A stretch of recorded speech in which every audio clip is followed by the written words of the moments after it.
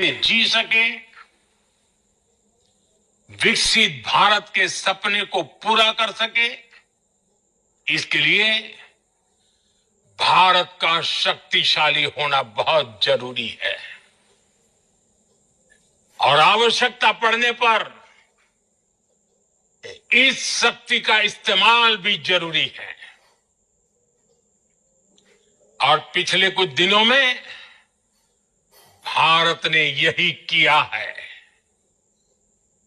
मैं एक बार फिर भारत की सेना और सशस्त्र बलों को सैल्यूट करता हूं। हम भारतवासी के हौसले, हर भारतवासी का एकजुटता का शपथ, संकल्प, मैं उसे नमन करता हूं। बहुत बहुत धन्यवाद। भारत माता की जय। भारत माता की जय। भारत माता की जय। नमस्कार। हम सभी ने बीते दिनों में देश का सामर्थ्य और उसका संयम दोनों देखा है। मैं सबसे पहले भारत की पराक्रमी सेनाओं को, सशस्त्र बलों को, हमारी खुफिया एजेंसियों को, हमारे वैज्ञानिकों को, हर भारतवासी की तरफ से सैल्यूट करता हूं। हमारे वीर सैनिकों ने ऑपरेशन सिंदूर के लक्ष्यों की प्राप्ति के लिए असीम शौर्य का प्रदर्शन किया। मैं उनकी वीरता को, उनके साहस को, उनके पराक्रम को आज समर्पित करता हूं। हमारे देश की हर माता को, देश की हर बहन को और देश की हर बेटी को ये पराक्रम समर्पित करता हूं। साथियों, 22 अप्रैल को पहलगाम में आतंकवादियों ने जो बर्बरता दिखाई थी, उसने देश और दुनिया को झकझोर दिया था। छुट्टियां मना रहे निर्दोष मासूम नागरिकों को धर्म पूछकर उनके परिवार के सामने, उनके बच्चों के सामने बेरहमी से मार डालना, यह आतंक का बहुत विभत्स चेहरा था, क्रूरता थी। ये देश के सद्भाव को तोड़ने की घिनौनी कोशिश भी थी। मेरे लिए व्यक्तिगत रूप से ये पीड़ा बहुत बड़ी थी। इस आतंकी हमले के बाद सारा राष्ट्र, हर नागरिक, हर समाज, हर वर्ग, हर राजनीतिक दल एक स्वर में आतंक के खिलाफ कड़ी कार्रवाई के लिए उठ खड़ा हुआ। हमने आतंकवादियों को मिट्टी में मिलाने के लिए भारत की सेनाओं को पूरी छूट दे दी और आज हर आतंकी, आतंक का हर संगठन जान चुका है कि हमारी बहनों बेटियों के माथे से सिंदूर हटाने का अंजाम क्या होता है। साथियों, ऑपरेशन सिंदूर ये सिर्फ नाम नहीं है, ये देश के कोटि कोटि लोगों की भावनाओं का प्रतिबिंब है। ऑपरेशन सिंदूर न्याय की अखंड प्रतिज्ञा है।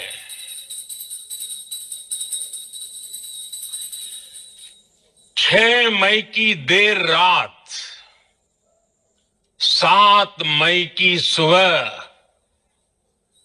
पूरी दुनिया ने इस प्रतिज्ञा को परिणाम में बदलते देखा है। भारत की सेनाओं ने पाकिस्तान में आतंक के ठिकानों पर, उनके ट्रेनिंग सेंटर्स पर सटीक प्रहार किया। आतंकियों ने सपने में भी नहीं सोचा था कि भारत इतना बड़ा फैसला ले सकता है। लेकिन जब देश एकजुट होता है, नेशन फर्स्ट की भावना से भरा होता है, राष्ट्र सर्वोपरि होता है, तो फौलादी फैसले लिए जाते हैं, परिणाम लाकर दिखाए जाते हैं। जब पाकिस्तान में आतंक के अड्डों पर भारत की मिसाइलों ने हमला बोला, भारत के ड्रोन्स ने हमला बोला, तो आतंकी संगठनों की इमारतें ही नहीं, बल्कि उनका हौसला भी थर्रा गया। बहावलपुर और मुरिद के जैसे आतंकी ठिकाने एक प्रकार से ग्लोबल टेररिज्म की यूनिवर्सिटी रही है। दुनिया में कहीं पर भी जो बड़े आतंकी हमले हुए हैं, चाहे 9/11 हो, चाहे लंदन ट्यूब बॉम्बिंग हो, या भारत में दशकों से जो बड़े बड़े आतंकी हमले हुए हैं, उन सब के तार कहीं ना कहीं आतंक के इन्हीं ठिकानों से जुड़ते रहे हैं। आतंकियों ने हमारी बहनों का सिंदूर उजाड़ा था, इसलिए भारत ने हमारे देश की हर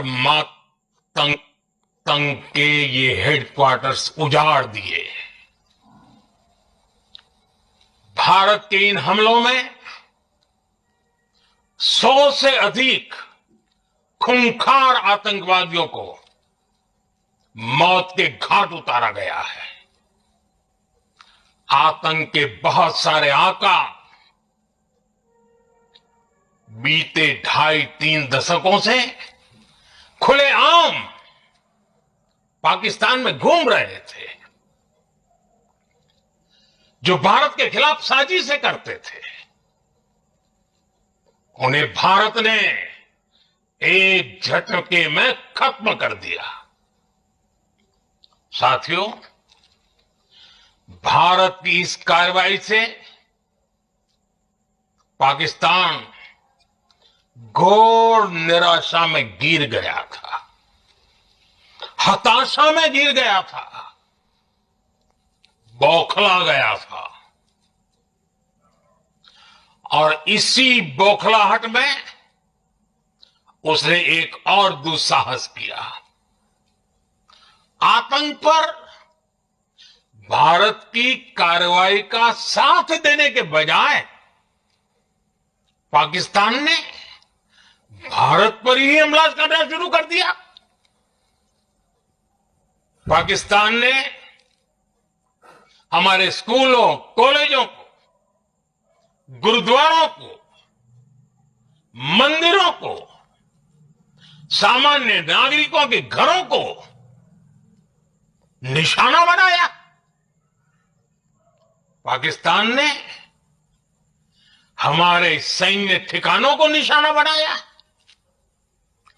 लेकिन इसमें भी पाकिस्तान खुद बेनकाब हो गया।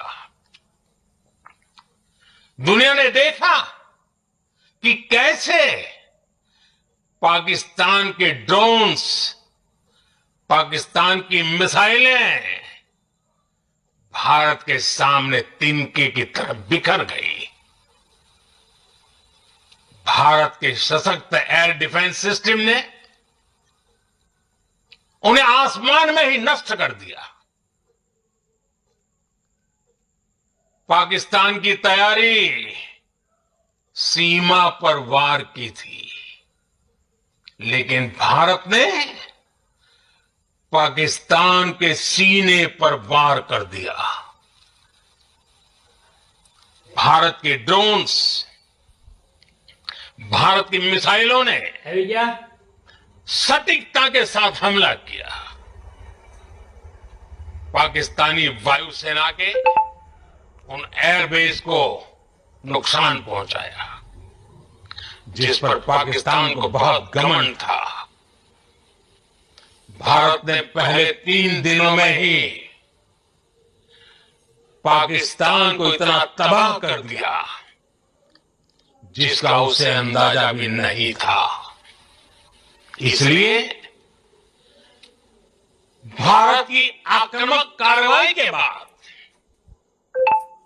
पाकिस्तान बचने के रास्ते खोजने लगा। पाकिस्तान दुनिया भर में तनाव कम करने के लिए गुहार लगा रहा था और बुरी तरह पीटने के बाद इसी मजबूरी में 10 मई की दोपहर को पाकिस्तानी सेना ने हमारे डीजीएमओ को संपर्क किया। तब तक हम आतंकवाद के इंफ्रास्ट्रक्चर को बड़े पैमाने पर तबाह कर चुके थे। आतंकियों को मौत के घाट उतार दिया गया था।